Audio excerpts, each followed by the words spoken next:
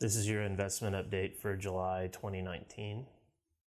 So we had a decent month in the market. It was a little bit bumpy. The S&P 500 was up 1.44%. Global stocks weren't up quite as much. They were only up a little over 1/3%.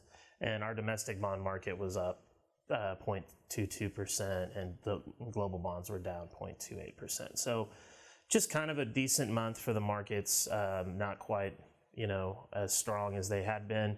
The big news right at the end of the month there, the Fed did announce that they cut rates by 0.25%. Coincidentally, and I think to surprise to a lot of people, the market actually dropped after that happened, and we've still got a bad market as we're recording this in early August. Now, that did coincide with some more news out of China. We've talked about that extensively. Anytime that gets talked about with new tariffs and gets tense, our markets react negatively. That's going to continue to happen.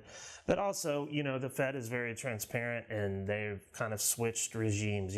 Back when Alan Greenspan was Federal Reserve Chairman, it was kind of an event when he would talk on TV. Nobody knew what he was going to do, and the markets would swing around.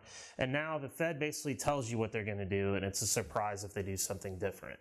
Well, the market had priced in an interest rate cut of 0.5%. if you had looked at the Fed funds futures. And when they only did 0.25, that actually was a negative because the market had priced in more. And so that's why we got some volatility surrounding that decision. And then the Fed's comments leaned more towards them being reticent to saying that, well, they're going to just continue to cut and cut and cut. They kind of tempered their expectations. That's pretty political and a normal thing to do, but that's also something that the market reacted negatively to. And as we talked about before, the market hates uncertainty, so this is just going to be something we're going to continue to watch going forward. And we'll write and talk to you guys about in the future if it becomes something that we really need to discuss.